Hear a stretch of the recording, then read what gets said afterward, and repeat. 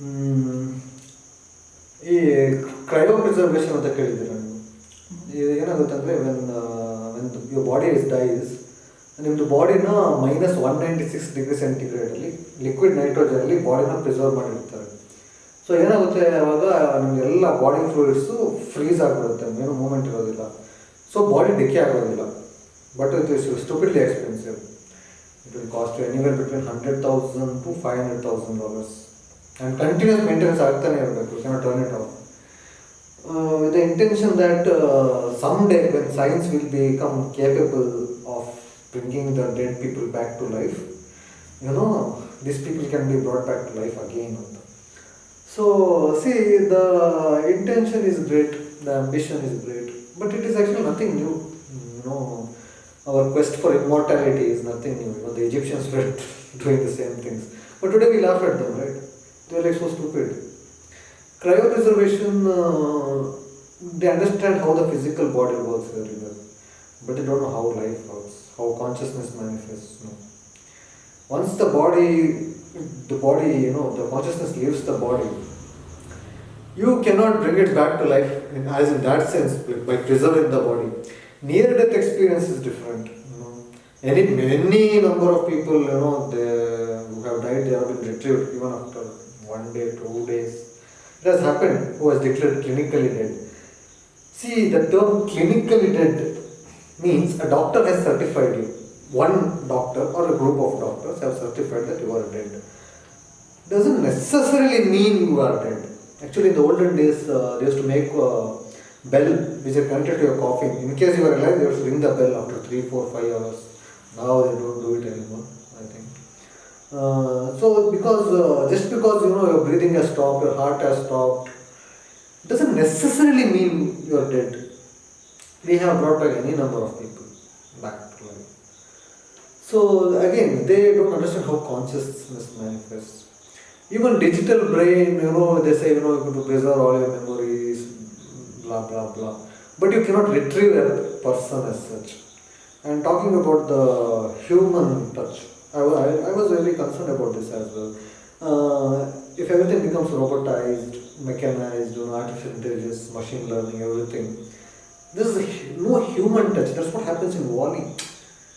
Technology is there, life is amazingly smooth. I think more than 50 to 80% of your problems are solved, what you have right now, right? But there's no human touch. Everybody is immersed in their own world. This will be reduced largely. Again, this human touch is different. In Italy and all, even for strangers, they will hug and they will kiss even the strangers. But in some parts it's acceptable. Certain parts of Russia, that they do that. In US only they give handshake. In India we do namaste. So it varies how much physical touch.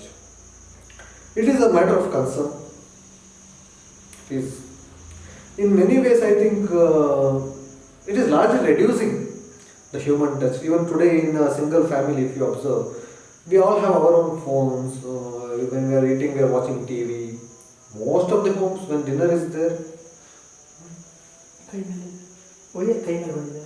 okay, good. When we watch, when we have dinner or we have breakfast, usually the TV will be on. Less of human connection with each other. We are connected with some other person sitting somewhere far away, but with the immediate neighbor, we are disconnection is there. I think this may increase. We are already seeing any number of teenagers who are facing isolation, depression, fear of missing out, unworthiness. See, right now, I think we spoke the other day, the whole world is at your fingertips. Literally, it's not a metaphor anymore. Literally, the world's whole knowledge is sitting right at your fingertips. Anything you want accessible is there, but we are bored. Because in a way, we know too much. We have seen a lot, in a way. I don't understand how people are capable of boredom. There is so much of existence. I really don't understand. But it's again a byproduct of technology. Nobody thought that humans will be so powerful one day, no. Nobody thought, not even the gods saw it coming. No. Be it the progress in science, in the industrial revolution, or scientific understanding, technology, space race, internet, no, nobody predicted. Okay, when our religions started, when our gods were there, our world was very small. We did not know the extent of the universe we were existing in. Very small world we were living in. We were at the center of the universe. Today, who are we in the universe? Not even a speck of dust. If you see the whole universe, we did not know the extent. And as the scientific understanding developed, gods were more and more far away. Gods are no more intervening on a daily basis. And okay, I don't want to make it obscene, so let me cut this. Censor. See, I told you, right? Gods became civilized alongside human beings. Okay?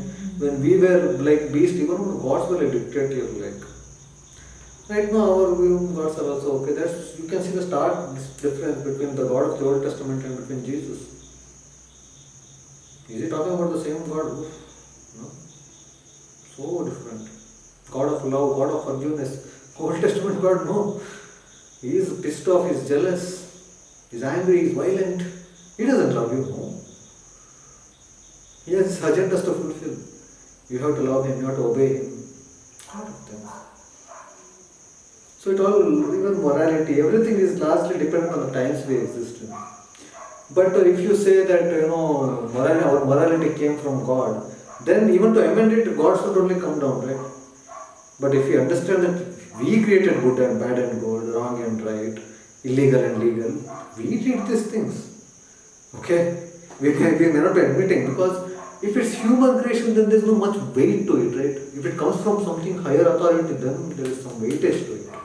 It is no more human. It was necessary back then. Okay? Do you think we are fully civilized? Huh? A fully civilized is a world of utopia. Actually, the idea of communism is the idea of the utopian world, where everybody has a fair share. Even if you don't have, someone will give it to you. If you have more, you share with someone else. Beautiful ideology, right? But look at what happened. It miserably failed.